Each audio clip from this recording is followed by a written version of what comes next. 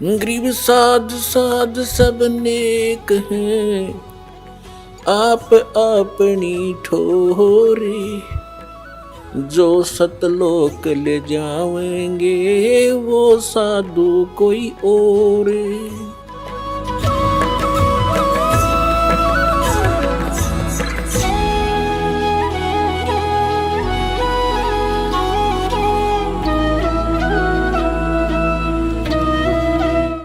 ಪರಮಾತ್ಮ ಹೇಳ್ತಾರೆ, करता 3.5 हाथ गणाता 4.25 और कह कबीर अधिका गह ताको नहीं विचार।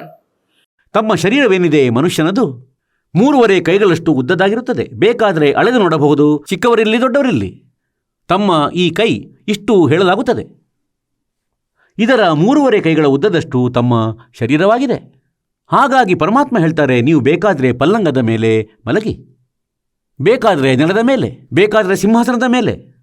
ನಿಮಗೆ ಮಲಗಲು ನಿಮ್ಮ ಒಂದು ಕೈಯಷ್ಟು ಅಗಲ ನಿಮ್ಮದು, ಇದಕ್ಕಿಂತ ಹೆಚ್ಚಿನ ಅಗತ್ಯವಿರುವುದಿಲ್ಲ. ತಮ್ಮ ಕೈಗಿಂತ ಅಗಲ ಮತ್ತು 3.5 ಕೈಗಳಷ್ಟು ಉದ್ದದ. गर्त 3.5 हाथ और गणात 4.25। ಇದಕ್ಕಿಂತ ಹೆಚ್ಚಿನ ಅವಶ್ಯಕತೆ ಇಲ್ಲ. ಹೇಳುವ ಅರ್ಥ ಇದಂದರೆ, ಒಂದು ಕೊಠಡಿ, ಅಡುಗೆ ಮನೆ, ಲ್ಯಾಟ್ರಿನ್, ಬಾತ್ರೂಮ್, ವೆರಾಂಡಾ ಇಷ್ಟು ನಿಮಗೆ ಸಫಿಷಿಯೆಂಟ್ ಆಗಿದೆ. ಮತ್ತು ಮೇಲೆ ಬೇಕಾದರೆ ಒಂದು ಕೊಠಡಿ ಹೆಚ್ಚು ಮಾಡಿಕೋ, ಸಾಕು. ಆದರೆ ನಾವು ಸಂತೃಪ್ತಿ ಇಲ್ಲದವರಾಗಿದ್ದೇವೆ. ನಮಗಂತೂ ಇಡೀ ಬಂಗ್ಲೆ ಬೇಕು, ಪೂರ್ತಿ ಲಾನ್ ಬೇಕು ಅದರಲ್ಲಿ. ಮತ್ತು ನಂತರ ಅದಕ್ಕಾಗಿ ಏನು ಮಾಡಬೇಕು ಅಂದರೆ ಮೋಸದ ಕೆಲಸ ಮಾಡಬೇಕು. ಮತ್ತು ಮೋಸದ ದಂಧೆಯಿಂದ ಆ ಪಾಪಗಳು ಒಟ್ಟುಗೂಡುವವು. ಕೊನೆಗೆ ಆ ಬಂಗ್ಲೆ ಇಲ್ಲೇ ಉಳಿದು ಹೋಗುವುದು. ಮತ್ತು ನಂತರ ಅವನು ಯಾರ್ಯಾರೊಡನೆಯೋ ಲಂಚ ಪಡೆದು ಮತ್ತು ಅರ್ಥವಿಲ್ಲದೆ ಯಾವುದೋ ಸುಳ್ಳು ಕಪಟ ಮಾಡಿ ಮಿಶ್ರಣ ಮಾಡಿ ಆ ದುಡ್ಡೇನು ಒಟ್ಟುಗೂಡಿಸಿರುತ್ತಾರೆ, ಅದಂತೂ ಇಲ್ಲೇ ಉಳಿಯುವುದು. ಅದರ ಪ್ರತಿಫಲ ಅವರು ಅನುಭವಿಸಬೇಕಾಗುವುದು. ಯಾರದೋ ಎತ್ತು ಆಗುವವನು ಮತ್ತು ಅವನ ಸೊಂಟಕ್ಕೆ ಕೋಲಿನಿಂದ ಹೊಡೆಯುವನು, ಅವನು ಯಾರಿಂದ ಮೊದಲು ಹಣ ಪಡೆದಿಟ್ಟಿದ್ದನೋ ಅವನ ಎತ್ತು ಆಗಿ ಉಳುಮೆ ಮಾಡುವನು ಮತ್ತು ಅವನಿಂದ ತನ್ನ ಪೂರ್ತಿ ಹಣವನ್ನು ಒಟ್ಟುಗೂಡಿಸುವನು. ಅವನು ಪೂರ್ಣಗೊಳಿಸುವ ತನ್ನ ಹಿಂದಿನದು. ಹೀಗೆಯೇ ಹಾಗಾಗಿ ನಮಗೆ ಪರಮಾತ್ಮ ಇದನ್ನು ನೆನಪಿಸಲು ಬಯಸ್ತಾರೆ. ಏನೆಂದರೆ, ನೀವು ನಿಮ್ಮ ಕಾಲುಗಳ ಮೇಲೆ ಸ್ವತಃ ಕೊಡಲಿ ಏಟು ಕೊಡುತ್ತಿರುವಿರಿ. ತಾವುಗಳು ಕೇವಲ ಇಷ್ಟೇ ತಿಳಿದಿಟ್ಟುಕೊಂಡಿರುವಿರಿ, ಏನೆಂದರೆ ತಮ್ಮ ಮನುಷ್ಯ ಜೀವನ ಇದಕ್ಕಾಗಿ ಆಗಿದೆ ಅಂದರೆ ವಿವಾಹವಾಗುವುದು, ಮಕ್ಕಳಾಗುವರು.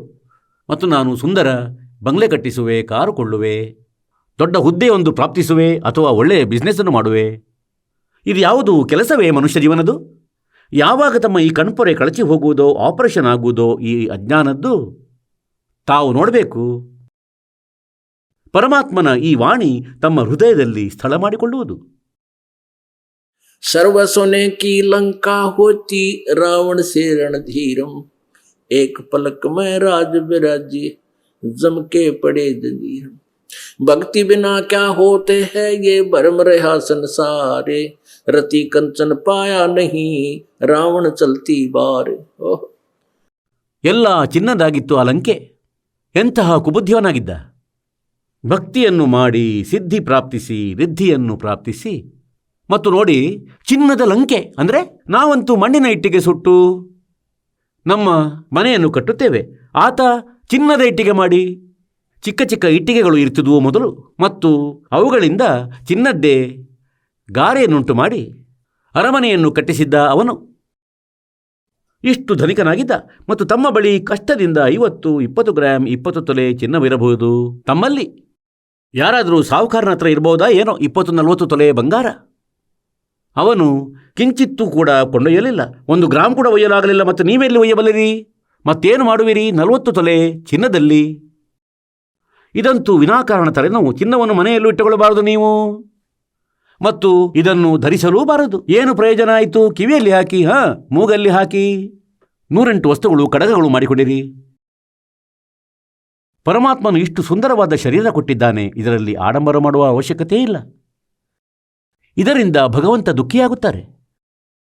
ಭಗವಂತನ ಭಕ್ತಿ ಮಾಡಬೇಕು. ಬೇಕಾದರೆ ಶರೀರ ಹೇಗಾದರೂ ಇರಲಿ, ಕಪ್ಪಗಿರಲಿ ಬೆಳ್ಳಗಿರಲಿ, ಹೇಗೋ ಒಡೆಯ ಕೊಟ್ಟಿದ್ದಾನೆ. ಇದರಲ್ಲಿ ನಾವು ಮಾಲೀಕನನ್ನಂತೂ ಪಡೆಯಲು ಶಕ್ತರು. इस काया का गर्व ना करियो के काला के गोरा रे, और बिना भजन कुछ काम नहीं आवे, चाहे एतर छड़को चारों हो रहे। ಹಾಗಾದರೆ ಪುಣ್ಯಾತ್ಮರೇ, ನಿಧಾನವಾಗಿ, ಏಕೆಂದರೆ ನಾವು ಇಷ್ಟು ಈ ಸಾಮಾಜಿಕ ಪರಿಸ್ಥಿತಿಯಲ್ಲಿ ನಾವು ಇಷ್ಟು ಆಳಕ್ಕೆ ಹೊರಟು ಹೋದೆವು. ಅಲ್ಲಿಂದ ಮರಳಿ ಬರುವುದು ನಮ್ಮ ನಿಜ ಹಾದಿಯ ಮೇಲೆ ನಮಗಾಗಿ ಇದು ಕಠಿಣವಾಗುತ್ತಿದೆ. ನಾವು ಕೆಸರಲ್ಲಿ ಹೂತು ಹೋಗಿದ್ದೇವೆ. ಆದರೆ ಪರಮಾತ್ಮನ ಆಶ್ರಯ ತಮಗೊಂದು ಕ್ರೇನ್ನಂತಹ ಕೆಲಸ ಮಾಡುವುದೀಗ. ಒಂದಂತೂ ಜ್ಞಾನವಾಗುವುದು, ನಂತರ ಪರಮಾತ್ಮನ ಶಕ್ತಿ ನಿಮ್ಮ ಜೊತೆಯಲ್ಲಿರುವುದು.